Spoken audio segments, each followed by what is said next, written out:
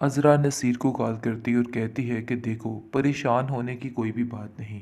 बिलाल खुद ही सारा मामला ठीक कर लेगा और देख लेना कि सब कुछ खुद ही अपने मुंह से बोल देगा। बिल्कुल भी इन बातों को लेके परेशान मत हो। जिस पर नसीर कहता है कि नहीं, अगर ये कारोबार हाथ से चला गया तो काफ़ी ज़्यादा मसला बन सकता है और ये चीज़ बिल्कुल भी नाकाबिले बर्दाश्त हो जाएगी। लेकिन आप देखेंगे कि वो उसको हिम्मत देती है कि तुम नहीं जानते कि इधर के हालात कितने सख्त हो रहे हैं और इन लोगों की आपस में ही फूट डर रही है। सायरा तो अपने काम की वजह से बहुत परेशान है। उससे बुटीक को संभालने ही नहीं हो रहा। कहीं ना कहीं इनको पछतावा हो रहा है। और दूसरी तरफ बिलाल ने ऐसा जाल बिछा दिया है, ऐसा जाल बिछा दिया है कि सब कुछ ख़त्म हो रहा है। बहुत परेशानी का आलम है। तुम्हें नहीं पता है कि इधर क्या क्या हो रहा है। आगे से आप देखेंगे कि वो उसको कहता है, हाँ बात तो आपकी ठीक है, लेकिन हमें फिर भी कोई ना कोई कदम रखना होगा आगे ताकि सारा मामला ठीक हो सके। अज़रा कहती है, बात तो बिल्कुल ठीक है, लेकिन देख लेना बहुत जल्द खुद ही सारे मामला संभल जाएंगे। मुझे इस चीज़ का पूरा पूरा यकीन है।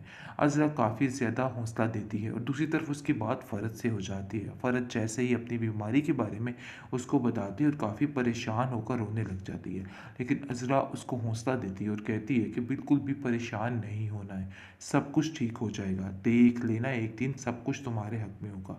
इन सब बातों को लेके बिल्कुल भी परेशान मत हो। जिस पर वो कहती है कि आपसे बात करने की वजह से मुझे काफ़ी ज़्यादा हौसला और तसल्ली हो गई है। यकीन मानिए, मैं तो बहुत परेशान हो चुकी थी और बहुत ज़्यादा मायूस हो चुकी थी। लेकिन अज़रा उसको समझाने की कोशिश कर रही है कि मायूसी गुनाह है, इसलिए ऐसा करना बिल्कुल भी जायज़ नहीं है। बस मैं तुम्हें यही बात समझाना चाहती हूँ कि तुम अपने ज़हन को ठीक करो, इन सब फजूल बातों को अपने दिल में मत लेके आओ, क्योंकि ये सारी बातें सोचने का कतई कोई फ़ायदा नहीं है और अपने आप को और बिल्कुल कहती दुरुस्त है कि रखने की पता नहीं कोशिश ज़रा करो। भाभी किस हाल में है और बेचारी किस तरह से अपनी ज़िंदगी गुजार रही हैं। मुझे तो उनको सोच सोच के पता नहीं क्या होता है। इस पर आप देखेंगे कि सब कहते हैं कि नहीं, वो बहुत ही बहादुर खातून है, वो अपने आप को बड़े अच्छे तरीके से संभाल लेगी। लेकिन दूसरी तरफ फूफो जान बहुत ज़्यादा परेशान भी है कि आखिर ये क्या हो रहा है, क्योंकि वो तो कुछ और चाहती थी और ये कुछ और ही बन रहा है। और वो आयशा से इस बारे में बात करती है, और कैसी कैसी मुझे साफ साफ बताओ, ये क्या माजरा है। आगे से वो कहती है कि बस मैं भी आपको बता दे रही हूँ, अगर कोई ऐसी बात अब सामने आई तो समझिए कि ये सारी बातें अदालत में ही जाएंगी, और मैं इस बातों को बताने से बिल्कुल भी गुरेज नहीं करूँगी। यानी कि वो पूरा पूरा साथ देगी, इज़रा को रज़रा को कहेगी कि आप परेशान मत हो, सब ठीक हो जाएगा, और उसका पूरा पूरा साथ देने के लिए तैयार है। और इज़रा को भी कह देती है कि आपको बिला वजह परेशान होने की कोई ज़रूरत नहीं है, मैं आपको इन सब बातों में साथ देने के लिए तैयार हूँ, और इनकी सारी जो बातें हैं इसको पर्दापोश ज़रूर करूँगी और आपका साथ दूँगी। जिस पर अज़रा कहती है कि हाँ, मुझे यकीन है कि तुम ऐसा ही करोगी, लेकिन ऐसा ना हो कि ऐन मौके पर तुम इन बातों से बदल जाओ और सारा मामला ख़त्म हो जाए। इस पर वो कहती है कि नहीं, अब ऐसा नहीं होगा। लेकिन अज़रा आप देखेंगे कि ऐसी-ऐसी बातें सुनती है और सुनकर हैरान हो जाती है, और कहती है कि कोई इस तरह का भी इंसान हो सकता है, क्योंकि आशीष को एक-एक बात बताती है और कहती है कि ऐसा हुआ, ये हुआ, वो हुआ। जिसको सुनकर वो कहती है कि मेरी तो हैरत गुम हो चुकी है, आखिर ये क्या मसला बन चुका है। तुम देख लेना कि बहुत जल्द ये लोग खुद ही इस चीज़ का इजहार कर देंगे और सबके सामने यही जाहिर करेंगे कि इन्होंने ही सब कुछ किया था, क्योंकि अब बहुत सख्त आपस में इख्तलाफात इन लोगों के बढ़ चुके हैं और वो तंग आ चुके हैं। लेकिन कुछ समझ ही नहीं आ रही कि वो क्या करे। दूसरी तरफ आशी इस बात के लिए नहीं मान रही है, लेकिन अब देखेंगे कि अजरा कभी इस घर में अब दम घुटता है और वो उसको समझ ही नहीं आ रही कि आखिर वो क्या करे। लेकिन फिर भी उसने सोच लिया है कि वो हिम्मत नहीं आ रही। फूफो जो नजरा को कहती हुई नजर आ रही है, अरे बीबी जान जल्दी से अपनी इद्दत को खत्म करो और निकलो यहाँ से, चलती बनो, क्योंकि मैं तुम्हें मजीद यहाँ पे बर्दाश्त नहीं कर सकती हूँ। लेकिन नजरा किसी और ताक पे बैठी हुई है, क्योंकि है तो वो शातिर औरत। दूसरे तो बेचारे लोग यहाँ से चले गए, लेकिन वो ठान लेती है कि नहीं, बहुत जल्द इसका सारा चेहरा बेनकाब करके ही रहेगी। क्योंकि जैसे ही आप देखेंगे कि वो अस्मा को कॉल करती है और कहती है कि अस्मा देख लेना कि ये काम बड़ी ही चालाकी के साथ होगे और इनकी अपने ही ऐसी फूट डलेगी कि सारा मामला ठीक हो जाएगा। तुम्हें बिल्कुल भी परेशान होने की कोई भी ज़रूरत नहीं है। जिसको सुनकर आप देखेंगे कि अस्मा कहती है कि ज़रा भाभी ऐसा ना हो कि आप किसी चुंगल में फंस जाएं, यानी कि कुछ ऐसा ना ये लोग कर दे जिसकी वजह से मसला ख़राब हो जाए। इस पर वो कहती है कि तुम फिक्र मत मत करो, मैं इधर सब कुछ हैंडल कर लूँगी। बल्कि तुम नहीं जानती कि आप लोगों के जाने के बाद इधर क्या मुश्किल हो रहा है। जिसको सुनकर वो कहती है कि आखिर क्या हुआ? आगे से आप देखेंगे कि वो बताती है कि इनकी आपस में ही फूट पड़ चुकी है। इसके भतीजे ने खुद ही इस चीज़ का इज़हार कर लिया है कि सारा कुछ जिस तरह हथिया कर लिया है, ऐसे ही मैं बाहर निकाल सकता हूँ।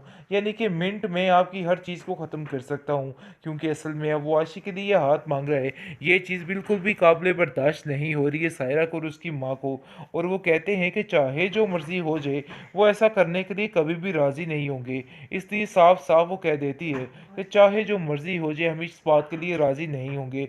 बस इसी बात से इनकी आपस में लड़ाई होने वाली है और सारा मामला जो है वो रफ़ा-दफ़ा होने वाला है। यानी कि सारी हकीकत खुल के सामने वाली है और इनका असली चेहरा खुद ही बेनकाब हो जाएगा। खैर आप देखेंगे कि अब अज़रा जो है वो फ़ोन करके कहती है कि परेशान होने की किसी को कोई ज़रूरत नहीं है, लेकिन उसकी माँ उसको समझाती है कि तुम परेशान मत हो, ज़रा हौसले और हिम्मत से काम लेना, देख लेना सारे मसले खुद ही हल हो जाएंगे। लेकिन अब देखेंगे कि बहुत ज़्यादा परेशान हो चुकी है बेचारी फ़रत और कहती है कि पता नहीं ज़रा भाभी किस हाल में है और बेचारी किस तरह से अपनी ज़िंदगी गुजार रही हैं। मुझे तो उनको सोच सोच के पता नहीं क्या होता है। इस पर आप देखेंगे कि सब कहते हैं कि नहीं, वो बहुत ही बहादुर खातून है, वो अपने आप को बड़े अच्छे तरीके से सँभाल लेगी।